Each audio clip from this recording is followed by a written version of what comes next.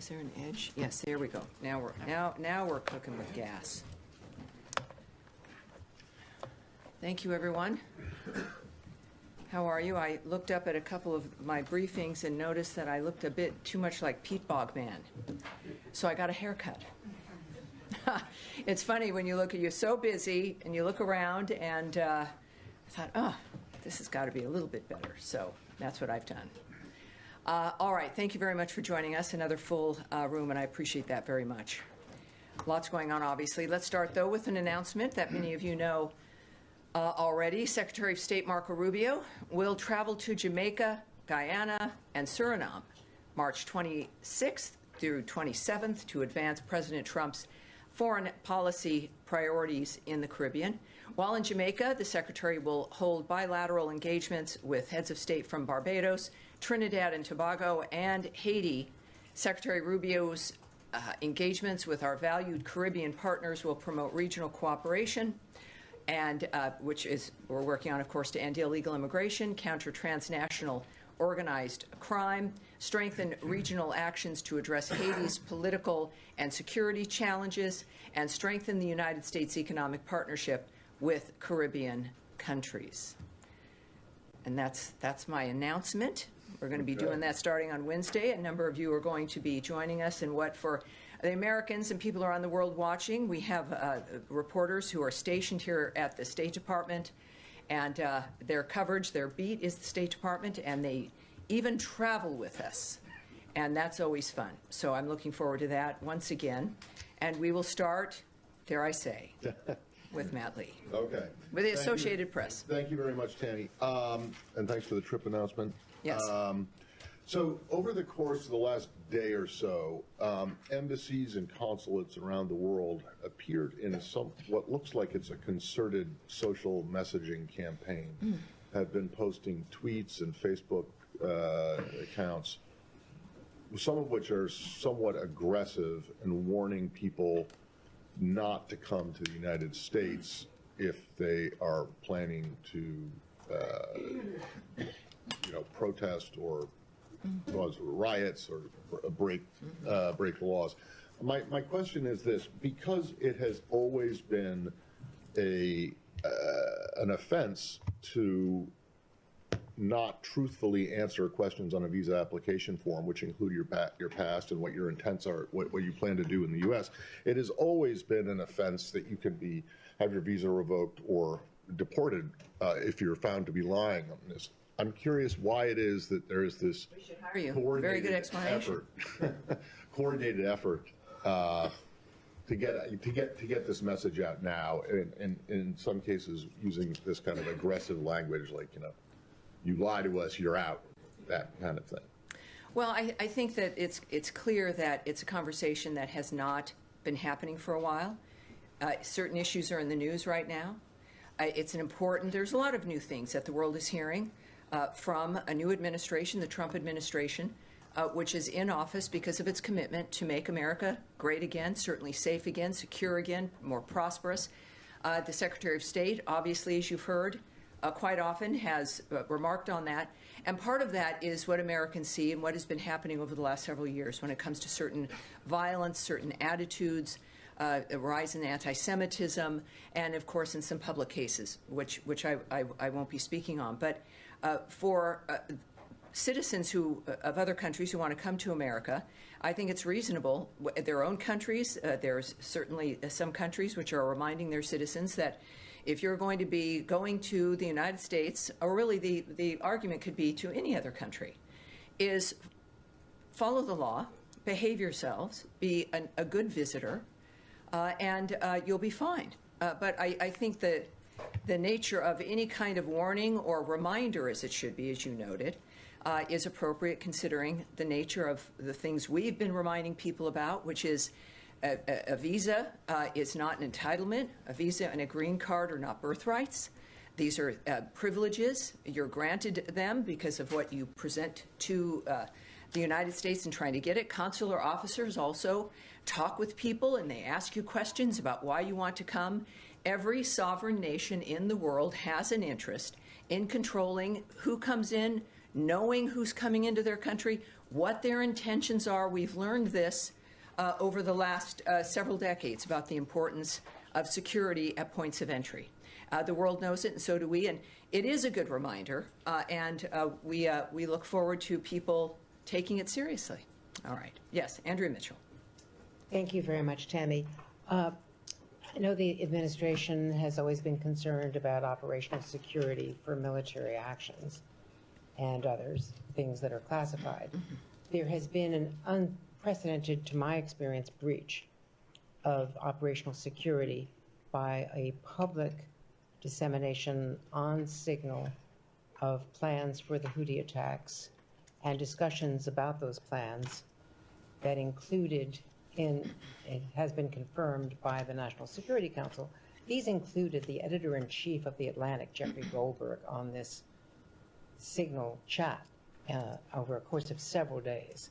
And we should note that Mr. Goldberg did not publicize any of the classified members, CIA people who were on this chat, nor any of the classified information on the ultimate day, 2 hours before the attacks took place. He thought he was being punked, that it was some sort of a trap, but eventually notified the White House about this. And the White House has confirmed that it's authentic. Secretary Rubio was part of all of these conversations. First of all, why was the cabinet secretaries and the National Security Cabinet discussing a potential military operation on Signal, which is a public app? And why didn't they notice a phone number that was not part of their group? And how concerned is the Secretary about the implications of this? Well, I have two very short things to say to you. First is that we will not comment on the Secretary's deliberative conversations. And secondly, that you should contact the White House. But in this regard, this was a very extensive series of conversations involving, a very important military action. And the Secretary of State is the leader of foreign policy. Shouldn't he have an opinion about this? Well, from this podium, I'm not going to comment, and never would I comment in any framework, the Secretary's deliberative conversations in any regard.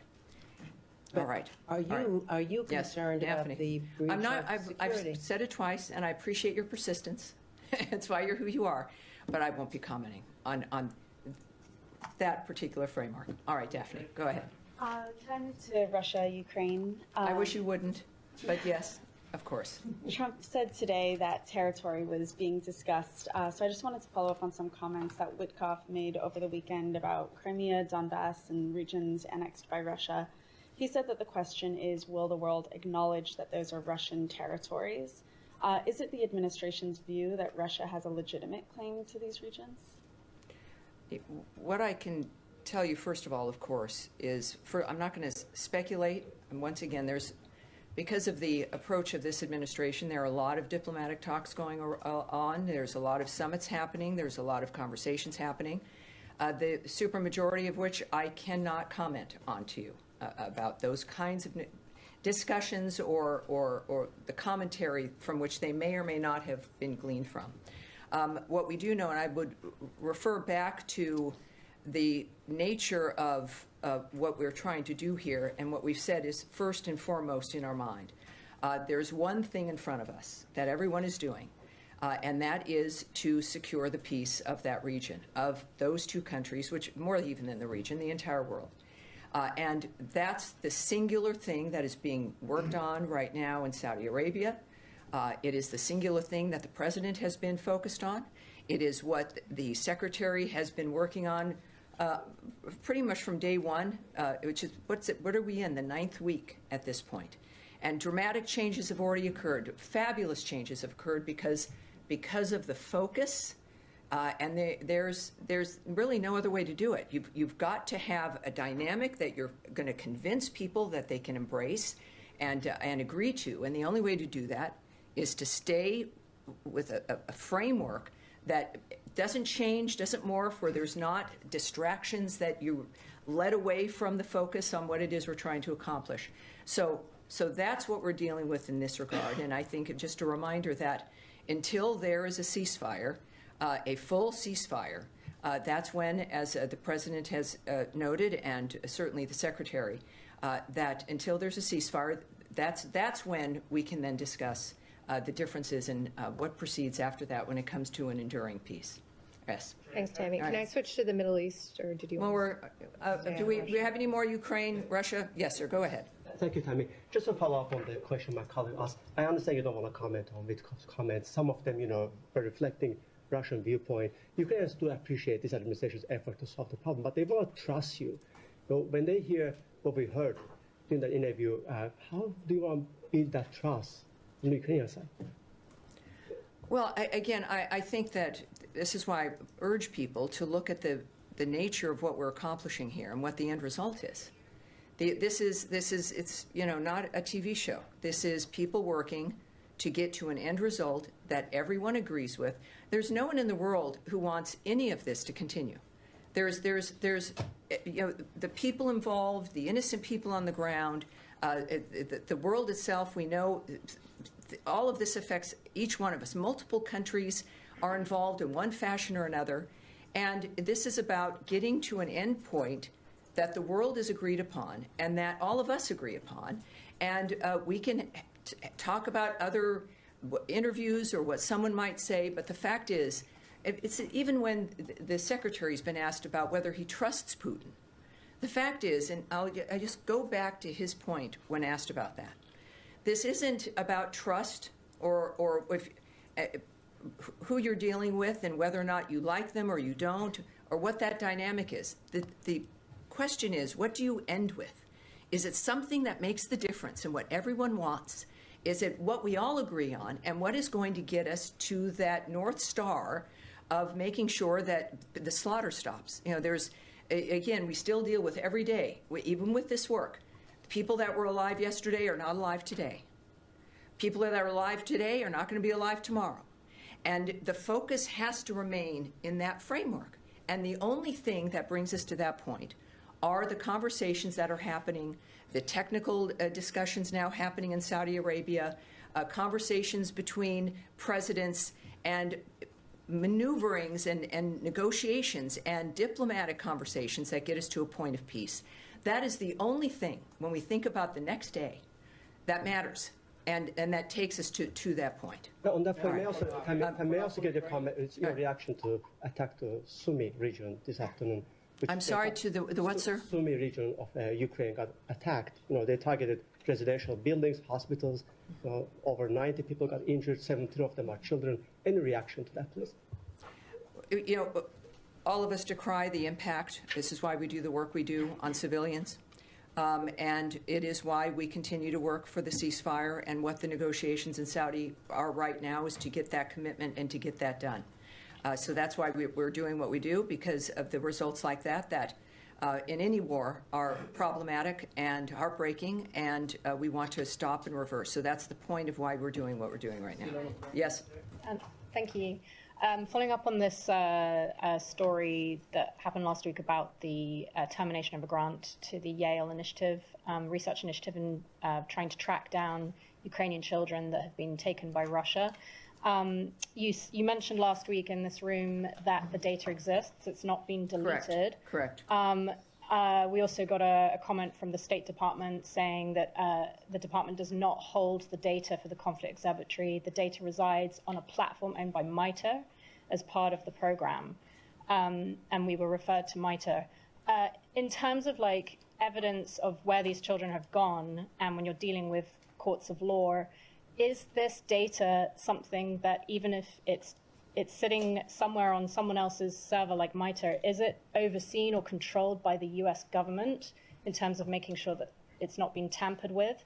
And is there a concern that with that particular initiative, the grant to that initiative terminated, is there a concern that there's a delay in the work that these researchers were doing in terms of more of a search and rescue of these particular 30,000 children now being hindered? Well, as you noted, and I will confirm again, is that the data exists. What I will say to your question is that we know it is secure. And that is all I'll discuss about the nature of where it sits and where it is it's secure. I will also mention something I'd mentioned to you actually earlier, which is that this data and this kind of a program, the grant has been stopped, of course, but it doesn't mean just because something has changed, as this has, that it disappears or stops or becomes something that we can't use. So I would just remind you that there's a variety of dynamics that are occurring when it comes to the world knowing about those missing children, the nature of, I know, President Trump's concern about those missing children. The world is concerned, and the fact, to say the least, Ukraine has been advocating for this. They've been passionate about saving their nation and certainly getting those children back from Russia. And I think that this is, when we think about now the nature of the negotiations, or certainly the conversations, that is part of those conversations, and it's something that we all hope will be resolved sooner than later. Yes, sir. We ready to move on to the Middle East, or you want? I think we should. Sure, let's do it. So 2 topics for you. I'll squeeze them in back to back. Mahmoud Khalil, there was a DOJ brief filing with the court regarding his case. And one of the assertions in there was that he had failed to mention part of his resume, part of his history. And one of the things that DOJ brought up was his work with UNRWA. So I know you can't comment on a particular visa case. I'm not going to ask you. I know the drill. But in a larger perspective, does the State Department now look upon work with UNRWA as a potential negative when applying for a green card or other visa? That's question 1. Question 2, on Friday, Dorothy Shea, who heads up on an interim basis the U.S. mission to the UN, called Security Council Resolution 2334 a mistake. It's been, for the most part, the defining policy around settlements for a while now, other than the first Trump admin. The spokesman for the mission told me there's been no change in policy. Her statement doesn't reflect a change in policy. But obviously, she calls it a mistake. It means something.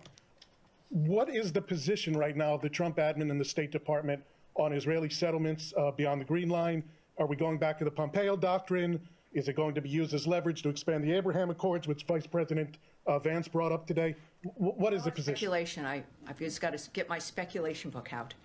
I'm not going to speculate. I'm not going to guess what's in the minds of diplomats, and diplomats are involved, including an ambassador and her statements. I'm not going to speculate on any of that, what they mean, or what other leaders are going to do or not do. And I appreciate, we all have questions about certain things. What I can say, well, now I have to say what I can say about what I can't say regarding your first question, is that you mentioned, of course, that there are court filings, and you mentioned the detail of what you say is in a court filing. I'm not going to expand on that either. So what I can say in general is what the Secretary has said, what the President has said, what I have said on numerous occasions, and as brought up here just a little bit ago as well, when it comes to the nature of messaging regarding visas and what the United States expects, and I think what every nation expects. When someone is knocking on the door saying, can we come in? America's answer to that has usually been a resounding yes, please do, using the regular legal system to do it. But the reason that system works is because there's order to it, and we have expectations to what it is you say to us. And if you have an order and expectations and they're never enforced, or it doesn't matter and other people see that, it means that none of the laws mean anything, the regulations don't mean anything, and you're not even really a nation. You're a nation effectively without borders and controls. And no nation operates in that fashion. So it's not, again, certainly not commenting on any particular filing or any particular case.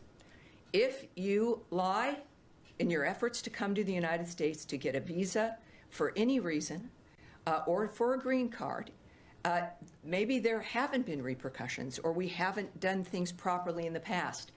A lot of things have changed with the election of Donald Trump, as the American people have said. What has happened in the past is now unacceptable. We see the impact on people's lives, everybody's lives, and it's not anything new. We want to have the order back. We want to have the the rules, the expectations, the values back to how we make our decisions. So it is an important message. It's a normal message. It's a reasonable message. And it's important, and especially for those when there's certainly a court argument, or if you have lied, if you've misrepresented what you were going to do here, there has to be a response to that for a nation to be able to be taken seriously by its own people who rely on it to keep them safe. All right. Yes, sir. Yes. Hi. Changing subject. I'm sorry. Clearly, well, hold on now. So keep that in mind. So now, Nadia, where were you going? Hold on. All of you, you're right here in front of me. I'm willing to stay here as long as I need to. Yes, ma'am. Nadia. I have two questions, but I want to follow up on the application form, just to be clear. So you're saying that Mahmoud Khalil has lied on the application? Oh, I never commented on his case. I never said that he did at all.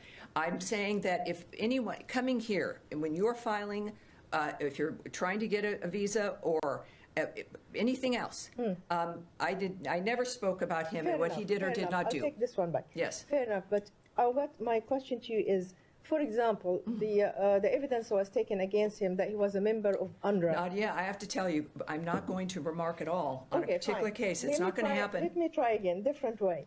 Do you think that last chance.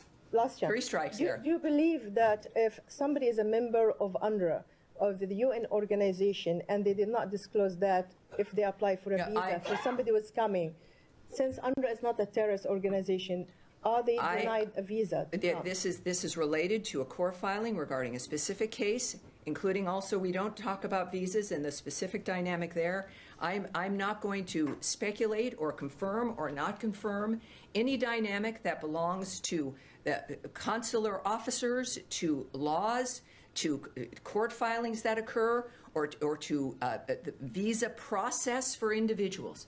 I'm not going to do that. And so I'm sorry. I would love to be able to answer your question, but I can't. Yes. Okay. Yes. Go ahead. Yes. Has Israel briefed the United States on its plans for a renewed ground operation? And is this something that the U.S. supports, a massive ground operation into Gaza? Again, if there was a conversation about that, it is not something that I'm going to share the details with anybody anywhere. It's not Does personal. the U.S. support a ground operation? I'm not going to comment or speculate or anything in that regard when it comes to something as serious as negotiations in an area where there's a conflict that we are working every day to stop, and we have been the lead in the ceasefire aspects. We've been the lead in bridges to the next steps, and we are dealing with a terrorist organization that cannot remain at all in that region because of what they do. They then continue the suffering. And it's the simplest thing in the world. Hamas could release the hostages, which they still have, and the bodies of those that they've killed, and they could lay down their arms, and the suffering would end.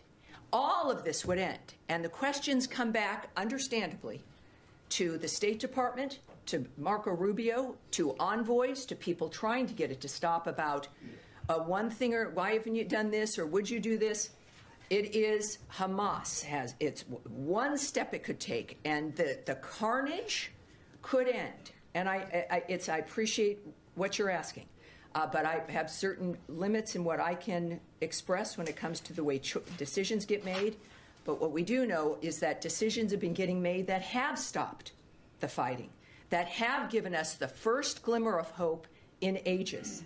And we're going to continue that kind of work because we do care, and we are determined to get peace, and we're the closest we've been in most areas than we've been in ages, and that needs to continue. Yes, sir, in the back. Can I follow up? Not at this moment. Yes, sir, in the back. I have a question on Ukraine and the European, if I can go back a little bit. My first question is, on which level the European Union will be involved in the talk in Saudi Arabia, if they will be involved? And the second one, if you can give us some more glimpse of the talk, what can you, like, something that you can share with us, like related to the ceasefire, like the Black Sea, or the part of, are we talking about part of Ukraine that's going to be given to Russia or other left to to Kiev. Can you give us a little more? Well, I'd already mentioned before in being asked about Please. comments on issues after a ceasefire. There is one thing we're working on, that's a ceasefire. I have nothing to say about what comes after a ceasefire, which has to be manifested in full. And we are close to that. This is what's fascinating. We've never been closer, a breath away from a full ceasefire. And then, full stop, then a discussion about an enduring peace. It's doable. Humanity has done it in the past. We can do it again, but it's never, this is the time where there has to be new ideas, where this dynamic has to stop. What I can tell you in general, you mentioned the Black Sea, is we do have negotiating teams, of course. They're meeting in Saudi Arabia to discuss broadening the ceasefire to the Black Sea on the way to the full ceasefire, which is always the prize. That's the prize right now. There's no other prize. To fully restore peaceful commercial activity. The Black Sea, of course, is key to that. We are continuing contact with both Russia and Ukraine. We're committed to continuing our work to bridge that gap. As the Secretary said repeatedly, both sides will have to make compromises as we are working in this ceasefire range. President Zelensky has agreed on a partial ceasefire against energy infrastructure and has reiterated his willingness to adopt a full ceasefire. There's certainly the aspect of possibility of, well, these situations, these technical negotiations are going on now, that we hope to see where the parties have landed. And our work is about coming to an agreement about how we're going to make this happen. But the Black Sea is now directly discussed, and let's hope we have some success here. About the European yes, sir. involvement. And is a gentleman here? In the... A couple of questions on Gaza. And you are, sir? Shia Britansi, Al Jazeera English. Terrific. How do you do? All right. Nice to meet you. Reuters reports that the U.S. and Hamas have accepted good old Reuters. A ceasefire, I'm told, a ceasefire proposal from Egypt, but Israel has yet to respond. Is that your understanding? I don't have an understanding about what might be negotiations, nor am I going to speculate or guess. Of course, things we do know is that the Egyptians care about this situation. There is the Arab plan. We know that has been discussed. We know how the Arab plan has not met the requirements of the Trump administration in a couple of instances, and when it comes to certainly Gazans and their safety in this process. No, I don't have a comment on that. The Israelis have killed 2 more journalists, Hossam Shabbat of Al Jazeera Mubashir, Mohammed Mansour of Palestine Today. That brings the number to 208. Each one was individually targeted. The IDF says they used extensive intelligence gathering and precise munitions. Shabbat killed in his car, Mansour in his house. The Committee to Protect Journalists has once again noted that the deliberate targeted killing of journalists is a war crime. Do you have any comment? I would say that every single thing that's happening is a result of Hamas and its choices to drag that region down into a level of suffering that has been excruciating and has caused innumerable deaths.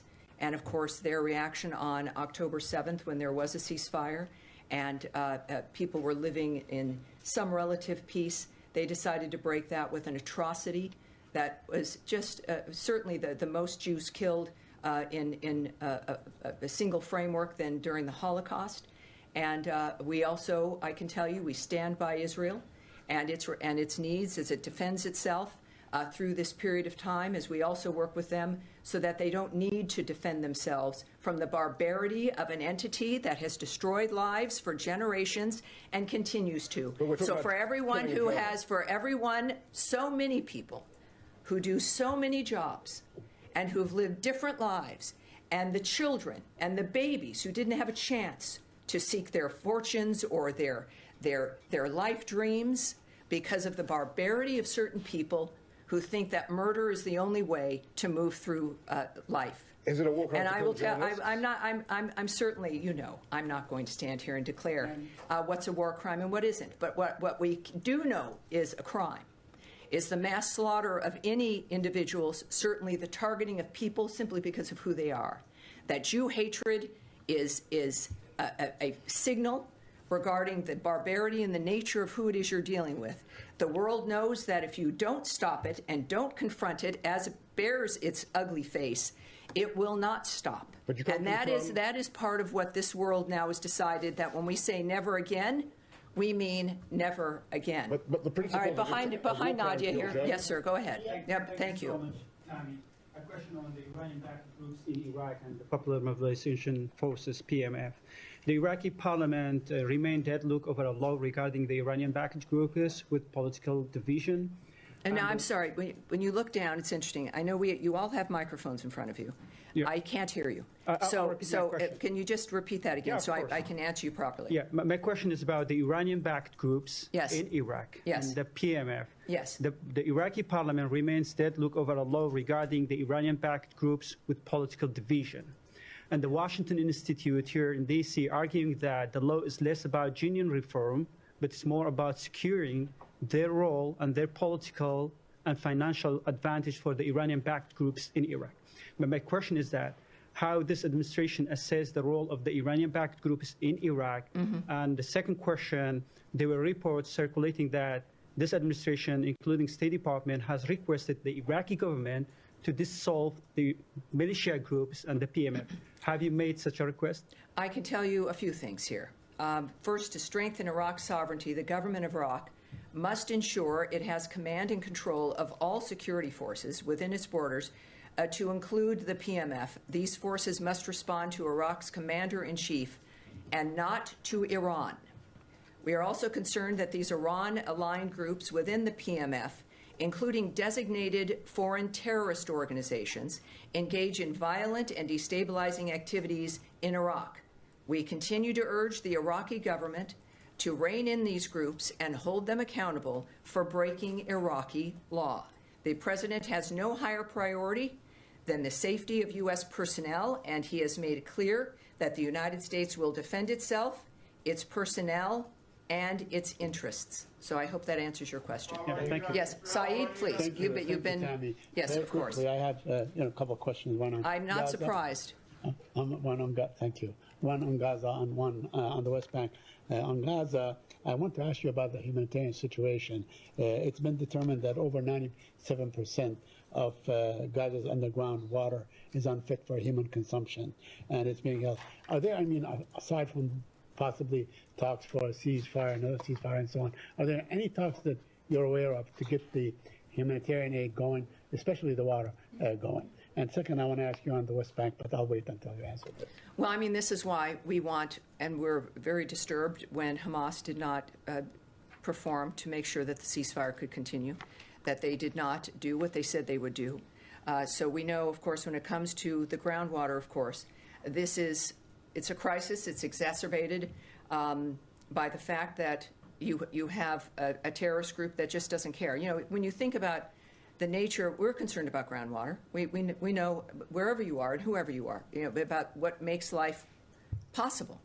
And yet you are dealing with an entity controlling and had controlled that area that not only is not caring about the nature of a quality of life, they don't care about life at all. Their reason for being is to use human beings as human shields and to murder and to rape, to just create a kind of suffering that is unimaginable for civilized human beings.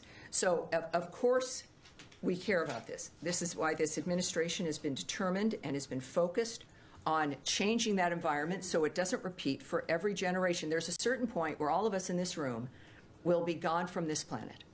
And your children, or the people you know, and your grandchildren will be sitting in these chairs. If we can, as our generations, can try to please, there'll always be problems. But with what we've learned over the last several centuries, certainly the last century, and the beginning of this one, is that it cannot continue, so that they can have other conversations, and maybe even better ones.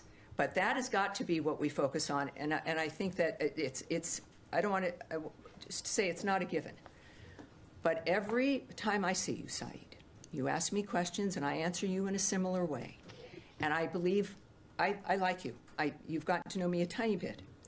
Is that I am serious when I say these things to you and say them to you from my experience working in this building, with the people who've devoted their lives to dealing with these issues.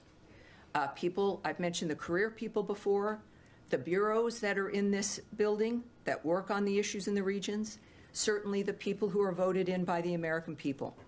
And it is every day, maybe I don't know what happened before in the last 50 years that makes it still an issue now.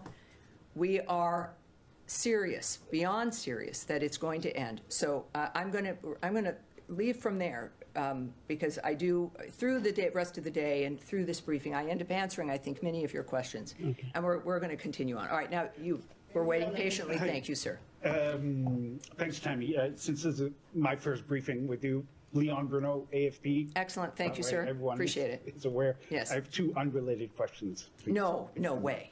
Unrelated. All right. Unrelated, yeah. The first is I'd like to go back to an issue which I think is important, which is U.S. aid and humanitarian aid in general. I know you've been asked about this, and you've said that the administration wanted to go after waste and fraud and what have you. Well, they wanted to when they did. Yeah. Yes. There's been many dire warnings today from UN AIDS agency. Last week from the UNICEF, the children agency. Also last week from the UNHCR, the refugee agency. Basically, the bottom line is, okay, you cut funding, you did this, you did that, but it's having and will have a major impact because it's disrupted many programs, especially from the UN and all that. So, and by dismantling USAID, who are experienced in delivering aid, and there were thousands of people doing it, who is actually doing now the control, coordination, and distribution of whatever aid is left at State Department? Are you equipped for that? And second, related to this is, what is your general comment as to these very dire warnings from very serious people about the millions of children or people who are going to suffer? Yes. And then unrelated question after. All right, thank God, because I was going to want to answer this one certainly first. And you haven't been here because we have been talking about this a lot. So I'm going to say something that everyone has heard in one fashion or another, which is a reminder that just because a structure has changed or stopped does not mean that the nature of our work in that issue has stopped. That because a certain building might be named something else, or a certain program has ended, or that a certain department is over or made smaller, does not mean that that's the reflection of our commitment to foreign aid or to helping the world. That is pretty much what America's done from the start, and we continue to do because it matters. But it will only work when we understand whether or not it is working to accomplish the thing that the people running it say it would accomplish. If the money that is spent is actually, again, according to Samantha Power on her way out as the lead of USAID last year, said 7 to 10% of the money afforded to programs through her entity only gets to the people that need it, making a person wonder, and this is a new debate, of where does the other 90% go? So it is the height of irresponsibility to give people hope with spending billions of dollars, and it's not even reaching the people that you've told that it is supposed to go to. They don't see it. And you don't see the world getting better, do you? You see different things going on, but our expense of foreign aid increases, and you'd think if the foreign aid process was to work, the need for foreign aid would decrease, but it doesn't. It gets bigger and bigger and bigger. The Secretary has called it a foreign aid industrial complex, I think. And there is so much money that what has happened now is, in fact, a reform of this framework to make sure that if we're going to spend, as we have and will likely do in some fashion, billions of dollars to help the world, damn it, those billions of dollars better help the world. That is the basic standard. So there is disruption. We understand that. But it doesn't mean everything has come to a halt. It doesn't mean it ever did, or that it will in the future. Our commitment to foreign aid remains. And just because how it used to look, what it was before is gone, it means that it's going to just look differently. And it will be more efficient. And the waste, abuse, and fraud, which in the beginning of your question you said in a little bit of a snarky manner, sometimes I'm snarky as well, that was like what was said is that we wanted to deal with. Why else, I can say this for this administration, I think, for this State Department, why else are we here? For us, it's to fix this thing. It's to make it really work. It's to make it work for people and to fulfill the promise of what we're supposed to be able to do, and not just have the facade because of a building or because of giant grants and money. So it's disruptive. Again, foreign aid is not going to stop, not by any means. And the form in which it takes and what we expect for it to align with what's important to the United States, it is the taxpayer dollars. What's important to us has made us the best country in the world, and everybody wants to come here, and that we're able to help the world, because that's what this nation is, and that's going to continue. But it wouldn't be able to continue if this nation did not look seriously at where the money was going and the amount of waste and fraud that has existed. But there were thousands of people who were dealing with this. Who is actually dealing with it at State Department? You have the manpower to do there it. is State Department, the United States government. It's a very big entity. And there are people, not just, I talk about this with the ceasefires and the negotiations and foreign aid and everything else. Because you don't see it and it's not in front of you doesn't mean it's not happening. It is an operation around the world that is the biggest in humankind. So I'm going to move on from that, because coming now to each of the briefings would be good, because you would have heard these answers beforehand. Yes, Andrea, let's get to some people in the back who've had their hands up. Glasses on, please. Yes, sir. Go ahead. I have a question back to the West Bank. I'm wondering if you've seen reports that the co-director of the Oscar-winning film No Other Land was just beaten by settlers and taken from the ambulance from which he was carrying. If not on that particular, there's been a spike in settler violence in the West Bank over the last 15 months. How concerned is this State Department about what we're seeing in the West Bank? Well, I'm going to check any loss of life or people being harmed. Certainly we decry, and that's something I'm going to want us to go back and check on, and I'll do that. But obviously, how concerned are we about violence? By settler violence against Palestinians. When it comes to the issue of violence, I think this State Department, this administration, and as I've been working here, and certainly as an American in general, it's obvious, without my going through a soliloquy again, that we care very much about that and want it to end. Yes, ma'am, in the back in purple. Thank you so much. On Israel, Ayşenur Ezgi Egi, who is an American Turkish activist, was killed by an Israeli soldier on September 6th in the occupied West Bank while attending a protest. More than 6 months have passed since the U.S. government called on Israel to investigate her killing, but there has been no action and accountability until this date. So I'm wondering if the administration pursuing justice and accountability for Ayşenur and other Americans who were killed by Israel, and would you support an independent investigation into her killing as demanded by Ayşenur's family? Again, because of the world we live in, often I have to say we decry the harming or the injury or the killing of anyone. But when it comes to the nature of what Israel is doing, obviously I'm not going to speak to the nature of the choices they've had to make in what is clearly one of the most difficult times in their history, in the history of everyone in the region. But what I will do, let's go back. Let's make sure we follow up, Heather, on that particular issue, and we'll take it from there. That's where we're going to go. And in the back, did I hear JFK? Because interestingly, we haven't brought that up yet. So let's give that a try here.